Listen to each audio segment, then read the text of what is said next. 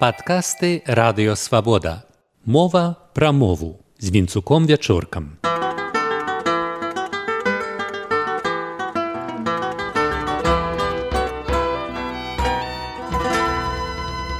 Вітаю, шаноўнае спадарства. Гэтым разам пра залежны стан і пра тое, хто суб'ект і хто аб'ект. Папраўдзе, у стане залежнасці, у стане аб'екту нечага ўплыву бывае і чалавек, і цэлы народ. Але пра граматыку. Пасіўныя канструкцыі звычайна лічаць прыналежнасцю афіцыйнага і спраўнага стыляў, але і там яны часта гучаць штучна і двухсэнсоўна. Дарэчы, і ў расейскай, і ў ангельскай знаўцы культуры мовы раяць іх унікаць. Аднак некаторыя лічаць, што такія канструкцыі надаюць іхнай мове вагі. Мною падпісаны дэкрэт. Не раўнуючы як боства вадзіла рукою таго, хто падпісваў. Не, каб сказаць, я падпісаў і нясу адказнасць. Пракуратурай прынята рашэнне спыніць з вамі ліставанне. Нібыта не сама пракуратура тое вырашала, а нешта звышіснае. Зрэшты, мо так і было. Нармальны сказ такі, дзе суб'ект супадае з дзейнікам. Пракуратура вырашыла спыніць з вамі ліставанне. Інакш будзе як у анекдатычным прыкладзе, які знайшоў у прэсе лінгвастыліст Міхась Цікоцкі. Адразу ж пасля нараджэння парасяты мыюцца і выціраюцца ручніком. Ясна, што парасят мыюць і выціраюць.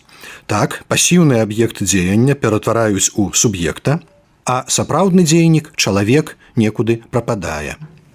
Нельга казаць, намі будзе дадзены адпор. Мы дамо адпор. Павінен быць суб'ект дзеяння. Спосаб успрымання свету адлюстроўваецца ў нацыянальных гімнах. Некалькі твораў у нашай найноўшай гісторыі выконвалі ролю гімнаў. Зірнем на іхную мову з гледзішча суб'ектнасці і аб'ектнасці. Найранейшая гімнавая песня «Ад веку мы спалі» або беларуская «Марсельеза», вядомая не пазней за 1906 год, аўтар верша Александр Мікульчык. У 20-е была неафіцыйным гімнам беларусаў у БССР. Гучыць прыблізна так. «Ад веку мы спалі і нас разбудзілі, сказалі, што трэба рабіць, што трэба свабоды, зямлі чалавеку, што трэ лепшай долі здабыць». Мы тут аб'ект чужога ўплыву, граматычна не дзейнік, а дапаўненне. Нас разбудзілі, нам сказалі. І далей смяюцца над намі багатыя людзі. Запраграмаваную моваю падлегласць не ратавала суб'ектнасць апошняга куплету. Мы дружна паўстанем з касамі, з сярпамі, прагонім з зямлі палачоў. Спахапіўшыся, праз некаторы час адраджэнцы памянялі ў другім радку слова «сказалі», «нам сказалі» на «мы знаем, што трэба рабіць». І яшчэ Уладзіслаў Галубок чацвёрты радок радыкалізаваў, што трэба зладзеяў пабіць. Аднак моладзь не натхнялася, пра што сведчыць верш у клясе тады маладзенькай Наталлі Арсеньевай. Дыхае свежасцей сад пажаўцелы, у зале ад веку мы спалі пяюць. Нудна сядзець мне ў клясе дзень цэлы, як цераз вокны нячутна, нясмела восені гукі плывуць. На купалаў верш «А хто там ідзе» музыку напісаў Людамір Рагоўскі. Тут ужо суб'ектнасць беларусаў відавочная. Беларусы ідуць, нясуць. Яшчэ больш валявы ды пазітыўны іншы купалаў твор з гімнавай музыкай «Не загаснуць зоркі ў небе». Гэта 11-й год, музыка Міколы Янчука. «Не загіне край забраны, покі будуць людзі». Беларускаю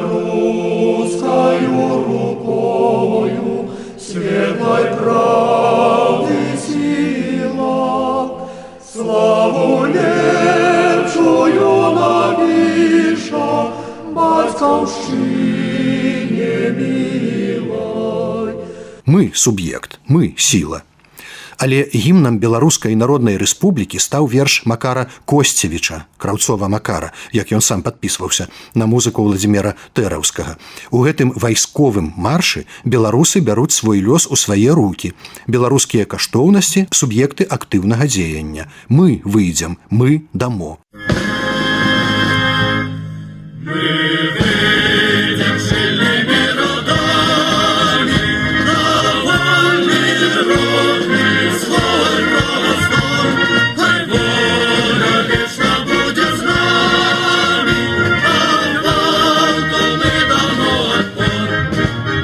У вершы ёсць слова «мы» у ролі дапаўнення, хто смее нам нясці прымусы.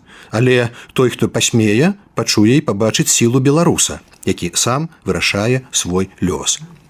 І ўрэшце магутны Божа, верш Наталлі Арсеньевай, музыка Міколы Равенскага.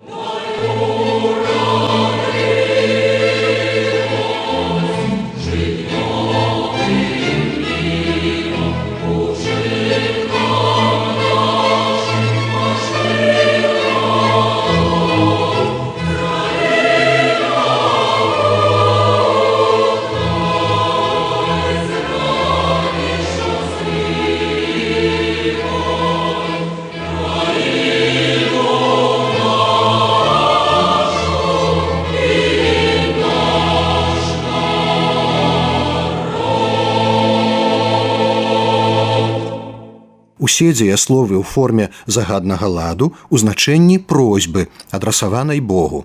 Дзеясловаў актыўнага дзеяння тут няма.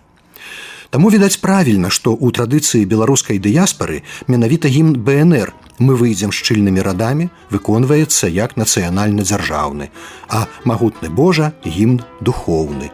З вамі быў Вінцук Вячорка.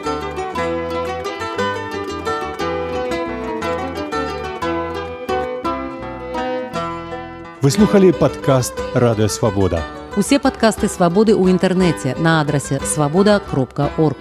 Штодня, у любы час, у любым месцы, калі зручна вам. Свабода.орг.